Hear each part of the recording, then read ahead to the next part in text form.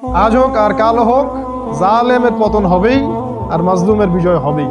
এটা শুধু সময়ের ব্যাপার মাত্র। আল্লাহ পাক সময়ের পরীক্ষায় ফেলছেন আপনাকে আমাকে। আমরা পরীক্ষা দিচ্ছি আল্লাহর কাছে। আমাদের এই জীবন, আমাদের রিজিক, আমাদের স্ত্রী সন্তান, আমাদের হায়াত, আমাদের মেধা এবং এই যে পরিস্থিতি, এগুলো সবই আমাদের জন্য পরীক্ষা, জাস্ট পরীক্ষা। আল্লাহ পাক দেখতে চাচ্ছেন যে এই পরীক্ষায় পাশ করে কারা। তাবারাকাল্লাযী বিয়াদিহিল মুলক ওয়া হুয়া আলা কুল্লি শাইইন কাদির আল্লাযী খালাকাল মাউতা ওয়াল হায়াতা। উদ্দেশ্য কি? লিয়াবলুয়াকুম আইয়ুকুম আহসানু আমালা। দেখতে চান আল্লাহ পাক তোমাদের মধ্যে আমল উত্তমকে। আমার মনে হয় সংক্ষিপ্ত সময়ে আমি দ্বীনের সংজ্ঞাটা বোঝাতে পেরেছি। দ্বীন মানে এমন একটা জীবন ব্যবস্থার নাম যেখানে আপনি জীবনের প্রতিটা সেক্টরের হেদায়েত পাবেন। যদি আপনি আপনার ইসলামের মধ্যে, কোরআন এবং সুন্নাহর মধ্যে জীবনের সব সমস্যার সমাধান না পান, তাহলে ইসলাম পরিপূর্ণ না। কথা বুঝতে পারেন নাই? যদি কোরআন এবং সুন্নাহয় আপনি জীবনের প্রত্যেকটা সমাধান খুঁজে না পান বা না থাকে, তাহলে ইসলামও পরিপূর্ণ না।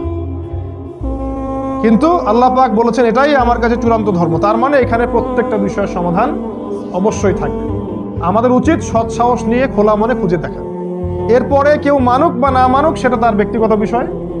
আমাদের দায়িত্ব পৌঁছে দিয়ে আমরা পৌঁছে দিব। যদি কেউ মানে, আলহামদুলিল্লাহ, মুমিন হবে। আরো ভালো করে মানে মুসলিম হবে। আরো ভালো করে মানে সে মুহসিন হবে, মুত্তাকি হবে, ইনশাআল্লাহ জান্নাতুল ফিরদৌসে যাবে। আর যদি না মানে হয় সে কাফের হবে। আর যদি মেনেও আমল না করে জালেম হবে। আর যদি মুখে মানে মনে না মানে সে মুনাফিক হবে। আমি বুঝাতে পারছি? এই হলো ইসলাম কেন্দ্রিক কথাবার্তা। তো এই ইসলামের ভিত্তিটা কি? রাসূল সাল্লাল্লাহু আলাইহি ওয়াসাল্লাম বিদায় হজের ভাষণে কি বলে গেছেন দেখুন। আমাদের নবীজি বলে গেছেন, তারাকতু ফিকুম আমরাইন। বিদায় হজের ভাষণে আমাদের নবীজি অনেক কথাই বলেছেন। তিনি বলেছেন, আমি আমার পায়ের তলে সুদকে পিষ্ট করে গেলাম।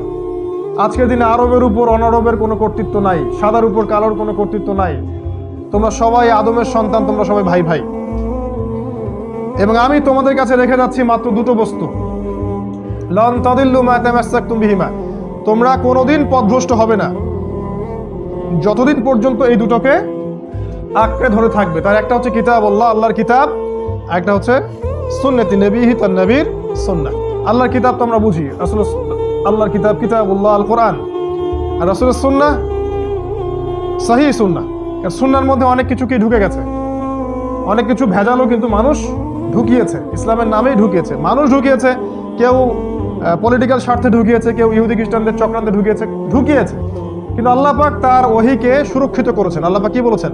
ইন্না নাহনু নাযালনা যিকরা ওয়া ইন্না লাহু লাহাফিজুন। আমরাই এই জিকির, কোরআন সুন্নাহ নাজিল করেছি, আমরাই এর হেফাজত করব। তাহলে টেনশন করার দরকার নাই যে এটা বিশুদ্ধ আছে কি নাই। কোরআনও বিশুদ্ধ আছে, সুন্নাহও বিশুদ্ধ আছে।